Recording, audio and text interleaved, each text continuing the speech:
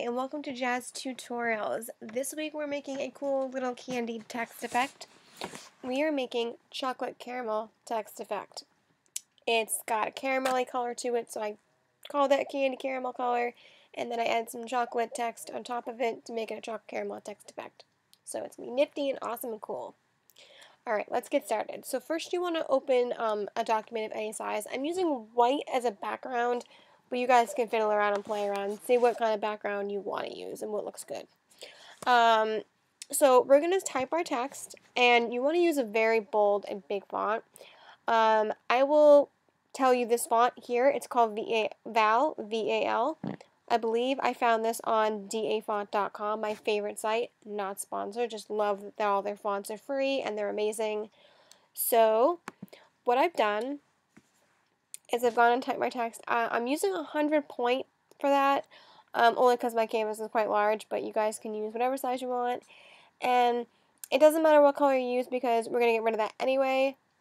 So go ahead, double click your first, your text layer, and get rid of your fill opacity and make it 0. So thus getting rid of the color, and we're good there. So we're going to add almost every single layer style to this to make it look cool. So we're going to start at the top and work our way to the bottom. So we're going to start with bevel and emboss settings. I have an inner bevel style, smooth technique, depth of 72%, directions up, my size is 8, and my soften is 3. Down here, we're going to uncheck use global light. It's not needed. So 90 degrees for your angle and 78 degrees for your altitude. Now the gloss contour, I made the gloss contour. It's a custom gloss contour. You won't have it in your section. It's very simple to make. It's not that difficult. All you're going to do is when you first open your, click on the button to make it, you're going to have it looking like this. So you want to take the your button and you want to put a dead center one here. So you want to have your input at 49% and your output at 50%. Then at the bottom left corner, drag it all the way to the top, thus making an upside down mountain / upside down cone shape. And then you're going to click OK, and that's your gloss contour for now. Then you're going to select on highlight mode, you're going to select normal for your color, and then you're going to change it to a very pale white creamy color. The color that you want to have chosen there, it's that creamy white. Click OK. Oops. Yep. And then opacity is set to 100%. Your color dodge should be for your shadow mode, and then white should be your color of choice for that one. Your opacity should say 75% for the shadow mode. And then we're going to go down here and click on contour, check it off. And we're going to select this contour here. This is called Gaussian. This is a standard one. You should see it somewhere in your swatches. Somewhere, I think it's this one here. Nope, that's half round. Anyway, I know it's in there. I've seen it. I just can't find it offhand right away. But you'll see it in your section. And the range should say 100%. And uncheck anti-allies if yours is checked off. Mine's not, but yours might be. Then we're going to go down here and add a stroke. Our size will be 1 pixel, and your positions should be inside, and your blend mode should say normal. Down below, we're going to add a fill of gradient. Usually you'll have it say color, but we're going to add a gradient fill for this one. Linear should be your style. Align with the layer, obviously. 90-degree angle. 100% scale, and the colors that we're using is we're using this very nice dark red to a very lighter shade of a similar red color of choice. Alright, going good there. Alright, let's move down to inner glow. You're going to select multiply for your blend mode. Opacity should be 100%, and this is going to be your color choice. It's a very ambient red, very vibrant red, dark color. Soften for your technique, or softer for your technique rather. Your source should be the edge, and your choke should say 3%, and your size should say 3 pixels. And down there, that can stay the same. Next, we're going to add a color overlay, and we're going to choose this lovely orange color here. 100% opacity, blend mode of normal. Next, we're going to add outer glow. We're going to choose this color here. It's a brown hue. It's nice. We're going to make a blend mode on that for multiply. You want to have 20% opacity on that. Below for the elements, you're going to have softer for your technique, 0 for your spread, 10 pixels for your size. And then lastly on this layer, we're going to add a drop shadow. And we're going to make it black/brown. So choose that brown/black color there. 90-degree angle. Uncheck use global light. It's not needed for this one. And your blend mode should say normal. 2 for your distance, 0 for your spread, and 2 for your size. You're going to click OK, and you're going to have something like that. Now, we're not going to leave it there. That is, however, a caramel color, but we're going to add a glossiness to it because you know those caramel candies, the hard candies, they're glossy. I think it's Werther's Originals. We're going to go for that kind of an effect. So we're going to duplicate this layer again. So duplicate that text layer. And we're going to get rid of all of the previous styles we just did on that layer. So go ahead, right click and hit clear layer style. And then we're going to double click on this layer. And we're going to add some more. Only going to add 3 on this layer. So we're going to start with bevel and emboss. You want to have an inner bevel style, smooth technique, 100% depth. Direction should be down. Your size should be 8, and your soften should be 3. Again, no global light is needed for this one, so make it for a 90-degree angle, 75-degree altitude. And then down here on the gloss contour, it's the same exact one we just made. So however you made the last one, do the same thing here. And then down below in our highlight mode, we want to have white for our color, 63% opacity, and color dodge for the highlight mode. Shadow mode should be 0% opacity and normal with a black color. Not going to really show up, but that's okay. You don't need to have it showing. And then we're going to check contour yet again. And you're going to use the Gaussian one you've used before with a range of 100%. We're going to then add an inner shadow. And this will be another ominous red color of choice here. You're going to have a 23% opacity. Blend mode should say multiply. Negative 90-degree angle. No global light will be needed for this either. Your distance should be 5 pixels, and your choke should say 38%, and your size should be 7. Down here on our quality, you want to change your contour to a lovely cone shape. This cone shape is standard. It's in mine, so it will be in yours. It's the second one in, right there. 0% for your noise. It might have some, but get rid of it. And then lastly, we're going to add a drop shadow. Normal for your blend mode.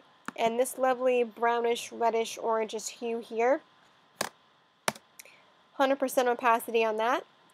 90-degree angle. No global light should be checked off. 4 pixels for my distance. 0 for my spread. And 9 for my size. I'm going to click OK. And I will have that lovely glossy look to it like that. Yay! So that essentially is how you would make a caramel text effect. But I took it a step further and made half of this chocolate. So I'm going to duplicate this layer again. And like I told you previously, you are going to then clear the layer styles, and we're going to add new layer styles. So right click your next third copy, clear the layer styles, double click it. We're going to add a bevel and emboss on this one, and we're going to add an inner bevel, smooth technique, 1000% depth. That's basically all the way to the end on that there. Directions up. My size is 16. Soften is 0. No light will be needed. Your angle should be 0 degrees, and you should have an altitude of 40 degrees. Your gloss contour should just be the standard one there, the linear. Anti-allies needs to be checked off on this one. Linear dodge add should be your highlight mode, and you should have white for your color with an 18% opacity. Down below on the shadow, you want 8% opacity with a black color chosen with linear burn. Alright, then we're going to add a stroke. We're going to use a very nice gray color there. Now you're probably thinking, oh, it's going to be brown. Nah, we're going gray with this one. So go with gray on that. And we're going to have a 1 pixel size. It's going to be inside with a blend mode of overlay and an opacity of 27%. Next, we're going to add an inner shadow. Linear dodge add should be your blend mode with a white color chosen. 22% opacity on this one. No global light again. Negative 90 degrees on this one. And you want to have a 1 pixel distance, 0% choke, and 0 pixel for your size. And then the contour for this one is going to be this lovely little mountainy type. It's called Rounded Steps. This one here is also in your presets. You'll find it right down below here. Some of you may not see it. If it's not there, you may have to load it. Click the gear grinder, click load, go to your presets, and you'll find your contours there. Click anti-aliased, and then down below, we're going to add our color overlay. And this, we're going to choose the chocolate brown hue we want. So we're going to pick a brown color. I chose this one here. It looked very chocolate-y to me. But if you guys want to go with a dark chocolate or a white chocolate, you can. You could go that route if you wanted to. You'd have to, of course, find a creamy color to go with that. Something maybe like that.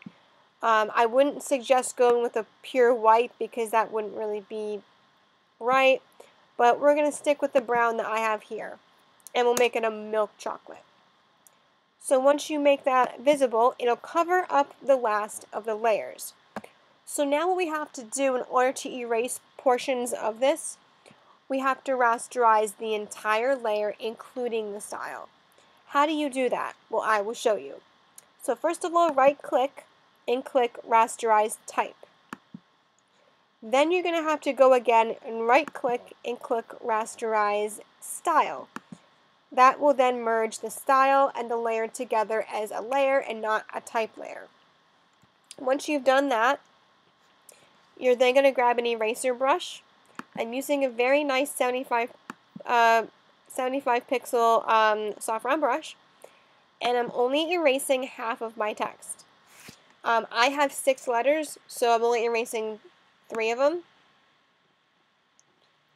And once you erase the portions that you want erased, that will be your text effect. You'll have chocolate on one half and caramel on the other.